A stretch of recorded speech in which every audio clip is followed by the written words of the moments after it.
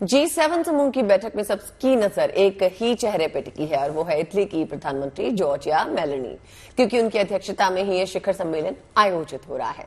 तो चलिए एक शक्तिशाली महिला के रूप में पहचान कायम करने वाली जॉर्जिया मेलोनी के राजनीतिक सफर पे नजर डालते हैं।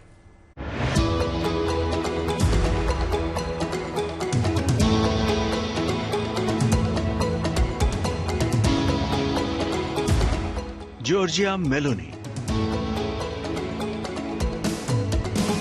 इटली की पहली महिला प्रधानमंत्री, इटली की राइट विंग नेता और ब्रदर्स ऑफ इटली पार्टी की संस्थापक। 2022 में जॉर्जिया मेलोनी इटली की सत्ता पर काबिज हुई, लेकिन उन्हें ये जीत यूं ही नहीं मिली। इसके लिए उन्होंने कई सालों तक मेहनत की। 31 साल की उम्र में ही जॉर्जिया मेलोनी मंत्री बन गई थी, लेकिन दूसरे विश्व युद्ध के बाद इटली में 2022 में ये पहली बार हुआ जब राइट विंग के किसी नेता ने प्रधानमंत्री का पद संभाला। जॉर्जिया मेलोनी और उनकी पार्टी इटली के तानाशाह रहे मुसोलिनी की समर्थक हैं। अप्रवासियों को शरण नहीं देना और समलैंगिकों का विरोध और उन्हें हक नहीं देना मेलोनी के चुनावी एजेंडे थे, जिसकी वजह से उन्हें जनता का भारी समर्थन मिला।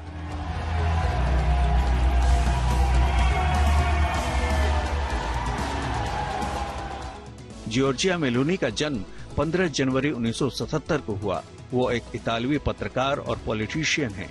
दूसरे विश्व युद्ध के बाद तानाशाह बेनिटो मुसोलिनी के समर्थकों ने एक आंदोलन शुरू किया था। इसे इटालियन सोशल मूवमेंट नाम दिया गया था। 15 साल की उम्र में मेलोनी ने इसके यूथ विंग में काम किया। मेलोनी के पिता अकाउंटेंट थे। रोम में जन्मी मेलोनी अंग्रेजी, स्पेनिश और फ्रेंच बोलती हैं। जॉर्जिया मेलोनी एक बेटी की मां भी हैं, जिसका जन्म 2006 में हुआ था। G7 की बैठक से पहले इटली की प्रधानमंत्री जॉर्जिया मेलोनी की पार्टी ब्रदर्स ऑफ इटली को यूरोपियन यूनियन के चुनावों में बम्पर जीत मिली है, जिससे वो यूरोप की एक बड़ी नेता बनकर उभरी हैं। मेलोनी ने इन चुनावों का इस्तेमाल अपने पक्ष में जनमत संग्रह के तौर पर भी किया था। उन्होंने वोटरों से बैलेट पेपर पर जॉर्जिया लिखने की अपील की थी।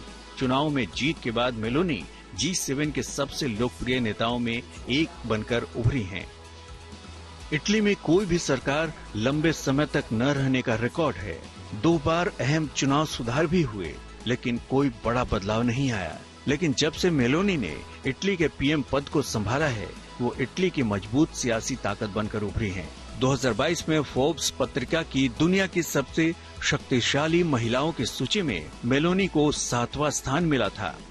Bureau report, good news today.